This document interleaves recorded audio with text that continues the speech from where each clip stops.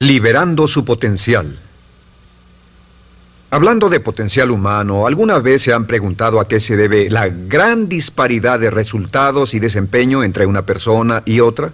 Una persona que percibe $250,000 anuales no es 10 veces más astuta ni mejor que una persona que percibe $25,000 anuales. ¿Por qué la diferencia de 10 veces sus ingresos? Y si tomamos a una persona que percibe $2,5 millones al año, ¿será esa persona 100 veces mejor, más astuta que la persona que gana $250,000?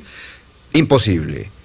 En un estudio reciente de coeficiente intelectual probaron a 1,000 personas de una cierta población y llegaron a la conclusión de que la mejor persona entre los 1,000 solo era 2,5 veces más astuta que la persona de menor coeficiente intelectual. Solo 2,5 veces la disparidad, y tal vez eso sea con toda la población. ¿A qué supone que se debe la diferencia? Al hablar de potencial humano, llegamos a una fórmula que deduje hace algunos años.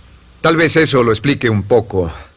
La fórmula comienza con lo que llamamos AI, o sea, atributos innatos, las cualidades, la inteligencia, la habilidad, el temperamento, cosas con las que se nace que no pueden cambiarse mucho. Además de los atributos adquiridos. Estos atributos son muy importantes, son su educación, su capacitación, sus capacidades, su experiencia, conocimiento, sabiduría, etcétera, multiplicado por A, que es su actitud, es igual al potencial humano individual o al desempeño humano individual o resultados individuales humanos. Ahora, de estos tres, los atributos innatos se traen desde el nacimiento. Los adquiridos pueden cambiarse, pero se necesita cierto tiempo para ello, aunque a veces cambiamos muy rápidamente. Cierta información valiosa puede cambiar dramáticamente su eficacia, pero las actitudes pueden aumentarse o disminuirse dramáticamente en segundos. Cada vez que mejoramos nuestra actitud, multiplicamos todas nuestras capacidades. Una actitud ha sido llamada acertadamente el lenguaje más importante del ser humano, la palabra más importante del idioma en el humano. Todo lo que hacemos en la vida, según un estudio en Harvard entre estudiantes ejecutivos, será en un 85% de actitudes. Un 85% de su éxito estará determinado por su actitud. Eso significa que está determinado por cuán positivo o cuánta actitud mental positiva se tenga. Las personas con actitudes mentales positivas tienden a avanzar más rápidamente, se mueven hacia la cima en organizaciones valiosas, ganan más dinero, sacan más satisfacción de la vida. Una actitud mental positiva no significa que baile por las calles y arroje flores. Solo significa que tome una actitud constructiva en general o se aproxime hacia su trabajo, su vida, sus problemas, relaciones, etc. Según el informe Cox de las empresas americanas, según la revista Success, un 85% o más de todo lo que se logra se debe a la actitud. Y la pregunta es, ¿de dónde vienen las actitudes? Las actitudes vienen de las expectativas. Muy simple, ya hablamos de eso. Y una forma muy poderosa de mejorar su actitud instantáneamente es decir, aunque no lo crea, pienso que algo maravilloso va a ocurrirme hoy. Como dijimos antes, nuestras expectativas sobre los desenlaces determinan nuestra actitud. Si espera que las cosas salgan bien, tendrá una actitud positiva. Si espera que salgan mal, tendrá una actitud negativa. Y lo maravilloso es que podemos fabricar nuestras expectativas. Podemos esperar lo que deseamos. Podemos esperar cosas buenas, cosas malas, y no nos decepcionaremos. ¿De dónde surgen nuestras expectativas? Nuestras expectativas surgen de nuestras creencias y de nuestros valores. Son el centro de los factores motivacionales de nuestra personalidad, nuestras creencias. Y esto nos conduce a un entendimiento del potencial humano. Significa básicamente que nuestra actitud es una expresión externa de lo que está ocurriendo internamente. Y esto es consistente con las leyes mentales. Con respecto a las creencias, cada uno de nosotros tiene muchas creencias en el fondo que los psicólogos llaman los conceptos propios. El concepto propio, o su descubrimiento, es considerado por muchos como el logro único y más importante para comprender el desempeño humano en el siglo XX. Yo estoy de acuerdo. El concepto propio es como, si queremos usar una analogía militar, el centro de mando. O si queremos usar una analogía técnica, es el programa central de su computadora básica. Es un grupo de creencias, valores, actitudes, sentimientos, ideas, etcétera, almacenadas en el fondo de nosotros y son el resultado de casi todas las experiencias que hemos tenido en la vida. Y algunos investigadores dicen que el concepto propio comienza a formarse aún antes del nacimiento, pero el concepto propio, una vez colocado, precede, predice y determina sus niveles de eficacia y desempeño en todas las áreas de nuestra vida. El concepto propio se convierte en el centro de mando o el programa maestro. El concepto propio de este grupo de creencias determina lo que dirá, lo que hará, cómo actuará, cómo se siente y reacciona, etc. ¿Qué significa esto? Significa que todas las mejoras en su vida externa, todos los cambios en su realidad comienzan con un cambio en su concepto propio. Les voy a explicar lo que significa. Esta es una gráfica muy simple. Hablamos de potencial humano y decimos que la persona promedio usa un 10% o menos de su potencial. Según investigaciones, tal vez es mucho menos. El Instituto Stanford Brain en Santa Clara, California, estima que tal vez se aproxime a un 2%. Seremos generosos y diremos que la persona promedio usa un 10%. Significa que en los mejores casos, la mayoría, como usted o yo, no usamos un 90% de nuestro potencial. Uno de los mejores filósofos, Oliver Wendell Holmes, dice que la tragedia de la persona promedio es que llegan a la tumba con su música aún por dentro. Aún están funcionando con mucho menos de su potencial total. Y esto es el potencial humano. Sabemos que existe una relación directa entre el potencial humano y el concepto propio. Pero como nuestros conceptos propios o nuestras estimaciones de nosotros mismos generalmente son mucho menores de lo que debieran ser, nuestro nivel de desempeño y eficacia también es menor. Sabemos que nuestro concepto propio es altamente subjetivo. ¿Qué significa esto? Significa que el concepto propio, lo que pensamos que es cierto sobre nosotros mismos, no está basado en la realidad, está basado en información que hemos tomado y aceptado como cierto, hasta el grado en que creemos lo que sea de nosotros mismos y se vuelve cierto para nosotros porque actuamos de una forma consistente con ello. Algunas personas que leen sus horóscopos y creen en horóscopos predicen su futuro. Hay algunas personas que toman la crítica y las opiniones de otros a quienes ni siquiera respetan y hacen suyas esas ideas, dando un resultado muy negativo. Lo que piense, lo que acepte como cierto, se vuelve cierto para usted. También sabemos que como adultos tenemos una variedad de conceptos propios. Tenemos un concepto propio de cómo vestirnos, cuánto pesamos, lo que comemos, lo bien que podemos hablar en público, qué tipo de padres somos, qué tipo de hijos somos con nuestros padres, qué tipo de esposo o esposa somos, qué tipo de amante, de conductor. Lo interesante de manejar es que todos los hombres tienen un concepto muy positivo con respecto a esto. Las mujeres no entienden esto, pero los hombres nacen con un genio inherente para manejar. Todos los hombres son choferes excelentes. Si no lo creen, todo lo que tienen que hacer las mujeres que están viendo esto es pensar en la última vez que trataron de corregir la forma de conducir de un hombre y recordarán que no obtuvieron buenas respuestas. ¿Cómo respondemos ante alguien que desafía nuestro concepto propio, sugiriendo que no somos las personas que pensamos ser? Estamos a la defensiva, nos enfadamos, nos irritamos, es difícil que nos traten. Tenemos un concepto propio de lo creativos que somos, lo inteligentes, lo rápido que leemos, lo bueno que somos en los deportes, y si practicamos una gran variedad de ellos, tenemos un concepto propio para cada uno de ellos. Tenemos un concepto propio de lo bien que cocinamos, de lo bien que educamos a nuestros hijos, de lo bien que limpiamos nuestra casa, los autos que manejamos, etc. Y también de lo que valemos por lo que ganamos. Es muy interesante saber que nunca ganamos más del 10% de nuestro concepto propio en ingresos. Nuestro concepto propio determina nuestro nivel de ingresos. Este nivel de concepto propio se llama zona de confort. Y aunque querramos más dinero, veremos que la tendencia humana natural de todas las actitudes es luchar por lograr entrar a la zona de confort y luego quedarnos ahí.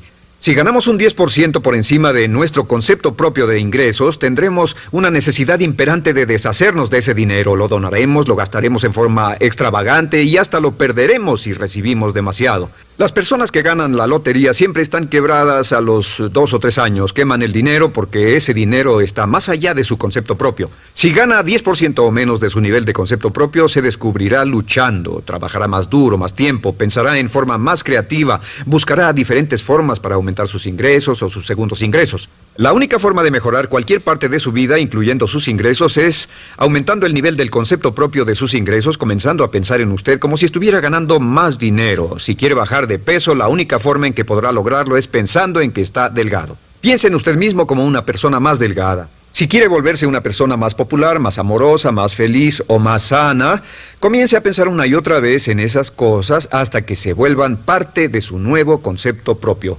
Hablaremos de eso más adelante. Es una parte esencial de la programación de su mente hacia el éxito. Su concepto propio global está determinado por el promedio de sus conceptos propios en las áreas que considere importantes. Ahora, su concepto propio está formado de 3 partes críticas. La primera parte del concepto propio es el ideal propio. El ideal propio es la persona que más desearía ser, es su idea de lo que constituye un ganador, es su visión ideal de lo mejor que puede ser usted. Nada más, una de las cosas que sabemos de las personas con éxito es que las personas con éxito tienen ideales propios muy claros, ideales claros de quién quieren ser en el futuro. Las que no tienen éxito tienen ideales muy vagos. El número 2 es la autoimagen. La autoimagen es como un retrato de cómo se ve a sí mismo y lo que piensa de sí mismo. La autoimagen es el espejo interno, es como se percibe a sí mismo ahora en su desempeño actual, en forma cotidiana. La tercera parte es su autoestima. Su autoestima es cómo se siente consigo mismo. Cómo se siente consigo mismo es la fuerza motriz, el motor, la fuerza poderosa dentro de su subconsciente. Es la fuerza de energía dentro de su concepto propio y determina casi todo lo que le pasa. La mejor definición de autoestima es cuánto se agrada a sí mismo. Cuánto se agrada a sí mismo como esposo, cuánto se agrada a sí mismo como empleado, cuánto se agrada a sí mismo como jefe, como inversionista, como orador profesional, como atleta, etcétera. Según se agrade a sí mismo, su nivel de autoestima, su sentimiento emocional global respecto a cualquier área de su vida, determina su desempeño y su eficacia en dicha área. Lo sorprendente es que se convierte en lo que piensa, su concepto propio es maleable, su autoestima puede formarse repitiendo una y otra vez, me agrada mi persona, me agrada mi persona, me agrada mi persona. Me agrada mi persona, me agrada mi persona, me agrada mi persona. Entre más se repita, me agrada mi persona, me agrada mi persona, entre más lo repita una y otra vez, más crecerá su autoestima y entre más crezca su autoestima, más crecerá su concepto propio global. Cuando crezca su concepto propio global, su desempeño será mejor en todo lo demás que emprenda. Cada vez que diga, me agrada mi persona, me agrada mi persona, me agrada mi persona, me agrada mi persona, me agrada, será como bombearse psicológicamente. Todo lo que pase que haga que su autoestima suba, hará que se comporte mejor. Todo lo que haga que su autoestima baje hará que se comporte peor, que cometa errores, que sea infeliz, etc. Un punto crítico de agradarse a sí mismo, sobre autoestima y agradarse a sí mismo, es que, número 1, nunca puede querer a nadie más de lo que se quiere a sí mismo. Que su nivel de autoestima es determinante de la calidad de relaciones que tenga con los demás. Y número 2, es que nunca puede esperar que nadie más lo quiera o respete más de lo que se respeta a sí mismo. Cuanto se agrade o se respete a sí mismo, determina sus actitudes hacia usted. Todas las escuelas de psicología actualmente están de acuerdo en el hecho de que depende de lo que usted realmente se quiera y se respete a sí mismo como un ser humano valioso e importante, tiene efecto sobre todo lo que le pase. Cuánto se agrade a sí mismo, y lo que puede hacer es mejorar su autoestima diciendo me agrada mi persona, me agrada mi persona, me agrada mi persona, me agrada mi persona. Y esto nos lleva a la pregunta, ¿de dónde viene el concepto de autoestima? Y descubrimos que el concepto propio es maleable, puesto que no nace con este concepto propio, no nace con ninguna idea sobre sí mismo, no nace con autoimagen ni autoestima. Nace, en cierto modo, como potencial propio. Es la mejor forma de plantearlo. La persona promedio llega al mundo como potencial puro. Y no tiene el concepto propio de que todo lo que es ahora, todo sentimiento que tiene, toda actitud o valor, tuvo que aprenderlo en el transcurso de su vida. También sabemos que el niño llega al mundo con una necesidad imperante de amor y contacto. Y como una gran cantidad de investigaciones lo indican, necesitamos mucho amor y contacto durante toda nuestra vida, pero en especial durante nuestros años de formación, porque de niños aprendemos quiénes somos, cuánto valemos, si somos importantes, inteligentes, amorosos, chistosos. Todo esto lo aprendemos por la forma en que nuestros padres nos tratan. Si nuestros padres, nuestros parientes, tíos o tías, en especial nuestros padres, nos tratan como si fuéramos realmente importantes, crecemos pensando que somos realmente importantes, pero si nuestros padres no lo hacen, pasa algo más. Sabemos que los primeros años de vida son los más importantes para el desarrollo del concepto propio, que un niño comienza a partir de cero. El niño nace sin saber quién es él o ella. Son sumamente valiosos el primero, segundo, tercero, cuarto y quinto años de vida. Algunos psicólogos pensaban que eran los 5 primeros años, pero ahora dicen que son los 3 primeros años. En sus 3 primeros años de vida el niño aprende quién es y dicen que si se les da suficiente cantidad y buena calidad de amor en los 3 a 5 primeros años, los prepara usted de por vida. Los coloca en una base sólida de autoestima y confianza en sí mismos, valor e importancia realmente. Existe una relación directa entre la calidad y la cantidad de amor y el desarrollo de una personalidad sana. Entre más amor, amor incondicional, reciba un niño en sus años formativos, más fuerte será la base de su personalidad. El reverso de la educación es que casi todos los problemas de psicosis, neurosis, perturbaciones de la personalidad y problemas de comportamiento surgen de los problemas que se tengan con el concepto propio. Ahora observemos a los adultos. Aquí está nuestra personalidad adulta. Si nos observamos, podemos llegar a reparar nuestras bases, por así decirlo, repitiéndonos una y otra vez: me agrada mi persona, me agrada mi persona, me agrada mi persona, y llevamos ese concreto reparador hacia la base de nuestra personalidad. Los niños necesitan el amor como las rosas necesitan la lluvia. Los niños que carecen de amor a menudo mueren por escasez de amor. Es una enfermedad llamada marisma. Ahora, ¿qué más sabemos sobre los niños? Sabemos que los niños llegan al mundo con dos atributos notables. El primero es que no sienten temor. Los niños nacen sin temores. No temen a nada excepto a caerse y a los ruidos fuertes. Y esto se expresa en sus actitudes: yo puedo. Los niños llegan al mundo pensando que pueden hacer cualquier cosa, y quien haya criado a un niño hasta la edad de 3, 4 o 5 años sabe que debe pasar esos primeros años evitando que se maten, porque son como pilotos japoneses, porque no le tienen miedo a nada. Su segundo atributo es que llegan al mundo totalmente espontáneos. Dicen lo que quieren, hacen lo que quieren, son totalmente desinhibidos. Totalmente. Ellos no temen hacer nada de lo que desean, y esto se expresa en su actitud: no quiero. No tengo que hacerlo. Si ha tratado de controlar a un niño, lo habrá visto. Lo primero que dicen cuando comienza a darle órdenes, lo primero que aprenden es: no tengo que hacerlo. Claro, a veces cambiamos sus mentes de una u otra forma, pero estos son los dos atributos con los que los niños llegan al mundo. Llegan al mundo sin temores y desinhibidos. ¿Qué significa esto? Significa que nuestro derecho innato natural es no ser temerosos y ser desinhibidos. Y solo cuando podemos crear la misma situación en nuestra vida adulta, cuando no tememos y somos desinhibidos, nos sentimos a gusto con nosotros mismos.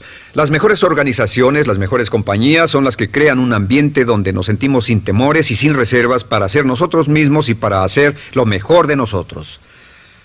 Al crecer descubrimos que los niños aprenden de dos maneras. La primera es por imitación. Imitan a uno o a ambos padres, en especial al padre dominante. Algunas veces el padre dominante cambiará cuando crezca el niño, y a veces los niños imitan al padre, a veces a la madre, pero aprenden por imitación. Muchas características y hábitos que tenemos como adultos los aprendimos de nuestros padres. ¿Alguna vez ha tenido la ocasión de gritarle o reñirle a uno de sus hijos? Verá que le dice las mismas cosas que le dijo su padre a usted cuando era niño. Así que imitamos. A veces imitamos su caminar, a veces su forma de hablar, a veces imitamos sus valores, sus creencias, etc. Aunque esos valores y esas creencias no tengan ningún valor. ¿Por qué? Porque nuestros padres eran así cuando nosotros éramos niños. La segunda forma en que aprendemos es pasando de la incomodidad, lo que no se siente bien, hacia la comodidad. Freud llamó a esto el principio del placer. O sea que nos movemos hacia aquello que nos hace sentir cómodos, lo que nos da placer, lo que nos hace sentir bien con nosotros. Nos movemos de la incomodidad hacia la comodidad. Así es como aprendemos a no mojar el pañal, por ejemplo. Sabemos que no es agradable caminar con popó o pipí en nuestros pañales. Vemos lo que hacen nuestros padres, vemos lo que nuestros parientes hacen y decimos: estas personas no hacen lo que yo. Así aprendemos a caminar y lo demás. Así que de la incomodidad hacia la comodidad. Durante toda nuestra vida, por cierto, así es como aprendemos. Imitamos leyendo lo que otras personas hacen, estudiando libros y en el trabajo, imitamos cuando vamos a la escuela, y hacemos lo que nos da resultados positivos, lo que nos da refuerzos positivos, y hacemos cada vez menos las cosas que nos causan incomodidad o dolor. Ahora, muy temprano en la vida, como equivocación o como resultado de una equivocación que los padres cometen en la crianza, los niños comienzan a aprender hábitos y patrones negativos. Los patrones y hábitos negativos tienen sus raíces principalmente en la crítica destructiva. La crítica destructiva comienza muy temprano en la vida, a veces en los primeros meses. Y la crítica destructiva la usan los padres para dirigir y controlar a sus hijos. Desafortunadamente, tiene un efecto muy peligroso y dañino sobre nosotros, ya que la crítica destructiva tiende a minar la integridad de la personalidad del niño. Muchos de nosotros, incluyéndome a mí y a muchos de ustedes, nos hemos visto minados y heridos por la crítica destructiva más que todas las guerras en la historia. Ahora, como resultado de la crítica destructiva, comenzamos a desarrollar hábitos y patrones negativos. Los patrones de hábitos negativos son respuestas condicionadas hacia los estímulos. Los patrones de hábitos negativos se desarrollan en los inicios de la vida. Se desarrollan como resultado de una repetición del temor y el dolor una y otra vez. Se desarrollan como resultado de la crítica destructiva, el castigo físico, etc. En los inicios de la vida comenzamos a desarrollar dos manifestaciones que nos persiguen durante toda nuestra vida y más que ninguna otra cosa inhiben nuestro potencial. La primera es la llamada patrón de hábito negativo inhibido. El patrón de hábito negativo inhibido se aprende cuando al niño le dicen una y otra vez no. Aléjate de ahí, no toques eso, y se le castiga. Cuando el niño intenta algo nuevo, o se involucra con algo, o huele algo, o derrama algo, o rompe algo accidentalmente, el padre estalla y se enfada mucho. Como ven, el niño está impulsado por la curiosidad insaciable de explorar su mundo. Y lo que pasa es que cuando lo explora o se interesa y echa a perder algo, si el padre reacciona golpeando al niño, el niño comienza a pensar cada vez que intento algo nuevo, cada vez que intento algo diferente, cada vez que voy más allá de mis límites, cada vez que me salgo de mi zona de comodidad, cada vez que no juego sanamente, me golpean, me castigan, me lastiman, me envían a mi alcoba y me siento mal. Y muy pronto el niño desarrolla el sentimiento de no puedo, no puedo. No puedo. Cada vez que trato algo diferente, me castigan. No puedo, no puedo, no puedo. Es como la respuesta de Pavlov. Pavlov sonaba la campana y le daba de comer a un perro, y el perro salivaba, y Pavlov alimentaba al perro. Mientras sonaba la campana, el perro salivaba y siguió haciendo eso, y después Pavlov solo sonaba la campana y el perro salivaba. Lo que pasa en la vida adulta es que esto crea lo que llamamos temor al fracaso. El temor al fracaso es una respuesta condicionada a un proceso de crítica destructiva que ocurre en los primeros 5 o 6 años de la vida. El temor al fracaso automáticamente nos activa, nos sentimos ansiosos, tensos, intranquilos, sentimos presiones y estrés en nuestro plexo solar, sentimos ganas de retirarnos del evento, y el temor al fracaso es la razón principal por los fracasos en la vida adulta. Es la razón principal por la que evitamos cumplir plenamente nuestro potencial. De hecho, todos los patrones de hábitos negativos se experimentan en el cuerpo físico. Puedes saber cuál es un patrón de hábito negativo porque se siente en el cuerpo físico, precisamente. El patrón de hábito negativo inhibido, el temor al fracaso, el no puedo, ocurre primero que todo en el plexo solar. ¿Ha tenido la ocasión donde debe hablar frente a un grupo, debe ir a una revisión de su desempeño o debe hacer una llamada determinante? Primero su plexo solar se aprieta. Si el temor continúa, su respiración se acelera. Su corazón comienza a latir apresuradamente, su frecuencia respiratoria aumenta y le duele la cabeza como migraña en la parte frontal, su garganta se le cierra y no puede hablar y se le seca la boca por completo, y como se pone tan tenso y asustado, va corriendo al baño. Estas son todas las manifestaciones. No hay peligro físico, pero sí peligro psicológico, una respuesta condicionada. Cuando sentimos estas cosas, la tendencia es retirarse de la situación que las ocasiona, y es la razón por la que no logramos mucho si retrocedemos. Es muy importante. El segundo patrón de hábitos negativos es el compulsivo. El patrón de hábito negativo compulsivo se aprende cuando a los niños se les dice una y otra vez: más vale que lo hagas. Si no lo haces, tendrás problemas o me las pagarás. A los niños se les convierte en recipientes del amor condicionado. Los padres no intentan hacer esto, pero lo que hacen es sugerirle al niño: no te amo, por lo tanto no estás a salvo, a menos y hasta que hagas lo que yo quiero.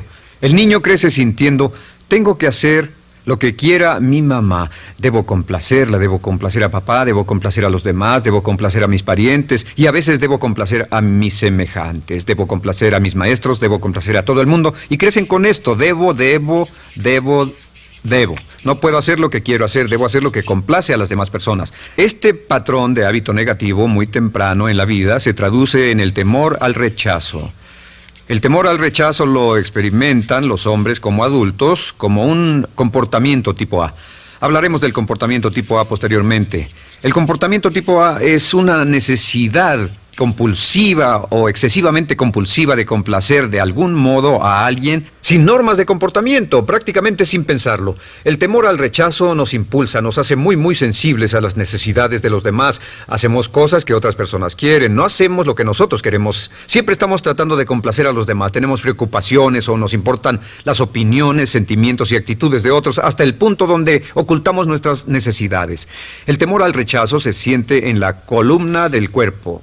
Se divide el cuerpo a la mitad y se siente hacia abajo en la mitad posterior del cuerpo. El primer lugar donde comienza a sentirse el temor al rechazo es generalmente en los hombros y el cuello. Nos sentimos entumidos, duros, tensos. Cuando tenemos mucho que hacer, sentiremos un estrés tremendo en la columna. Los músculos se estiran en la parte posterior. A veces se manifestará como flebitis y venas varicosas y a menudo nos darán dolores de cabeza en la parte posterior de esta porque las arterias carótidas que llevan la sangre hasta la cabeza, los músculos a su alrededor se contraen y la cantidad de sangre que fluye hacia la cabeza fluye más lentamente y se siente un terrible dolor de cabeza en la parte posterior. Estos dos temores, los patrones de hábitos negativos compulsivos, el compulsivo y el inhibitorio, son resultado de la crítica destructiva, el gran destructor de la personalidad que nos persigue durante toda la vida. Y lo maravilloso de todo esto es que como son patrones de hábitos aprendidos, podemos olvidarlos. Podemos acabar con el temor al fracaso que nos detiene.